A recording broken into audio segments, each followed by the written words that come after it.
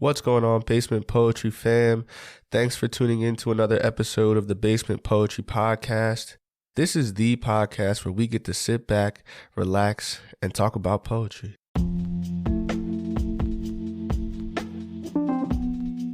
I hope you guys are having a great weekend. Shout out to the rain that we've been having lately. It's been really hot up until now, but the rain has really helped kind of cool us down a bit. So shout out to science for hooking us up.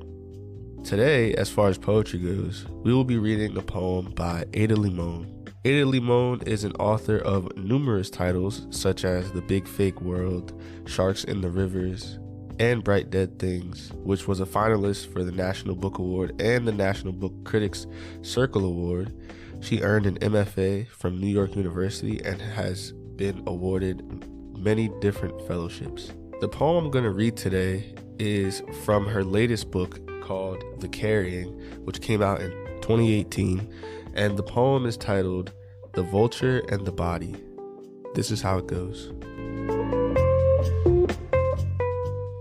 On the way to the fertility clinic, I passed 5 dead animals. First, a raccoon with all 4 paws to the sky, like he's going to catch whatever bullshit load falls on him next.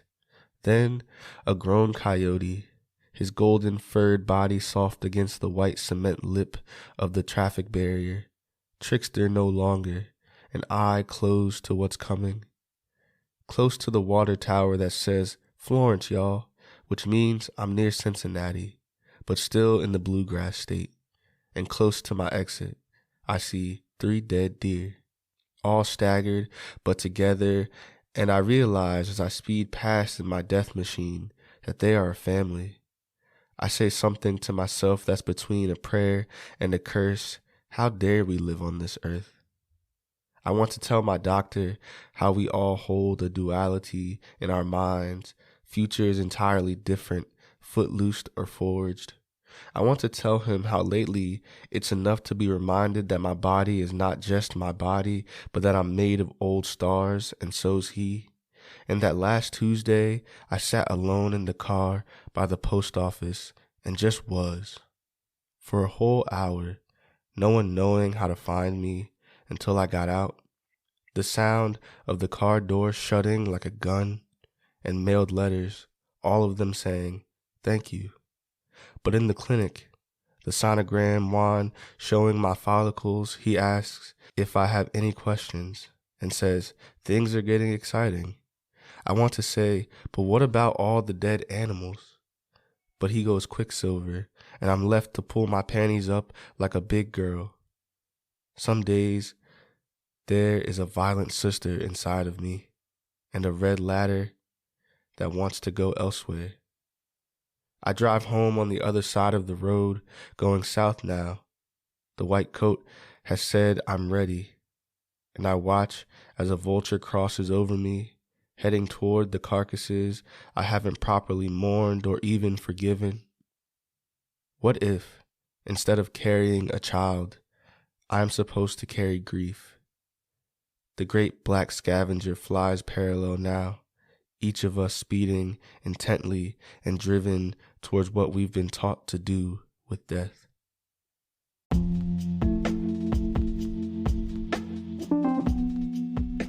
Some of the things that really catch me in this poem is, well, let's just start with the title, The Vulture and the Body. So once you have the vulture and the body, we already equate the vulture with something that is, they eat dead things, like they're like decomposers.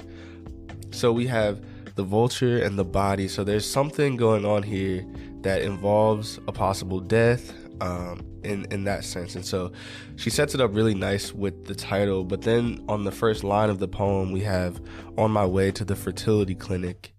So she sets up the tension right away. We already get the sense that there's something going on with her body, whether she's trying to be pregnant or that she's having some trouble there in that sense. And then she goes directly to all the dead animal images and kind of strays away from the idea that she is going to the fertility clinic. It's just, this is what she's observing.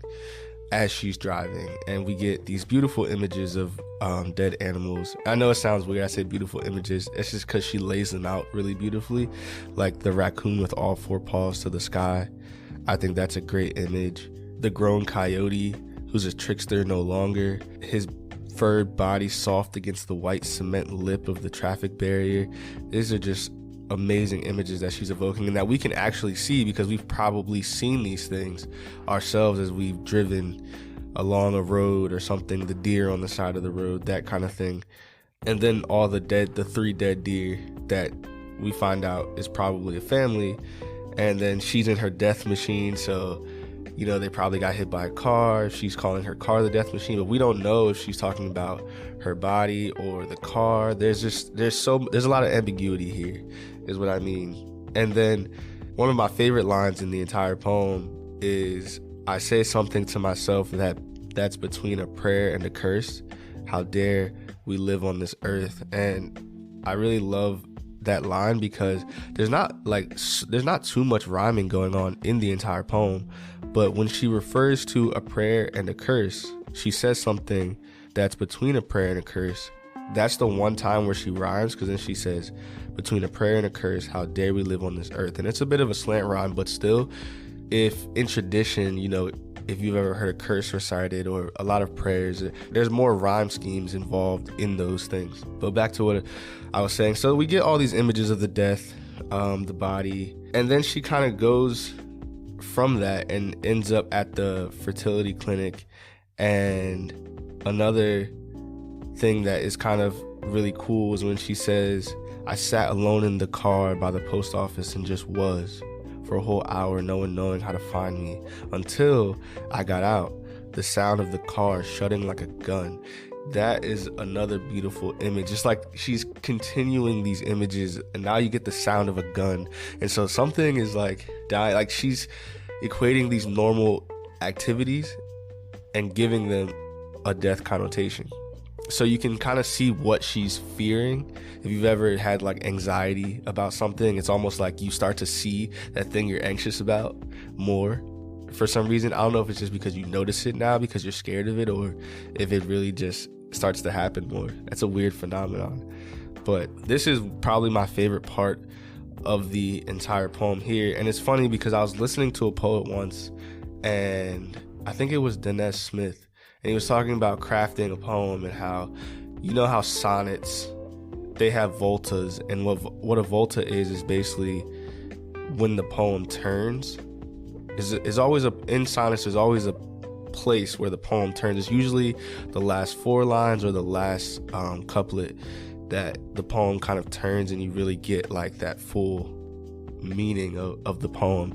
And he was talking about just doing that, having voltas and turns and just, normal poems, not just sonnets.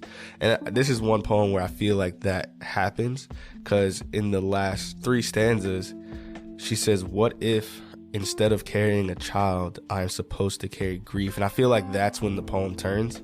And then the great black scavenger flies parallel now, each of us speeding intently and driven toward what we've been taught to do with death. And there is a lot of ambiguity there, because the scavenger appeared, and now obviously there's dead animals, but the question is the baby, we don't know whether the speaker here is having a baby or the baby might have just, passed, because this is one line that makes me think that the baby wasn't, she might have had a miscarriage maybe, because she says, I want to say, but what about all the dead animals? But he goes Quicksilver, and I'm left to pull my panties up like a big girl. And it's kind of like this, I have to get over what I just learned, because before that, the doctor says things are getting exciting, and then it goes quickly to he goes Quicksilver. The vulture could be there for the animals. The vulture could be there for her. And it's like what they've both been taught to do with death. And there's a bit of a narrative here too. And so I like poems that have a narrative as well as are kind of outside of a particular time, because we can get in her head but also get into the situation. And so that's kind of what I thought of that poem.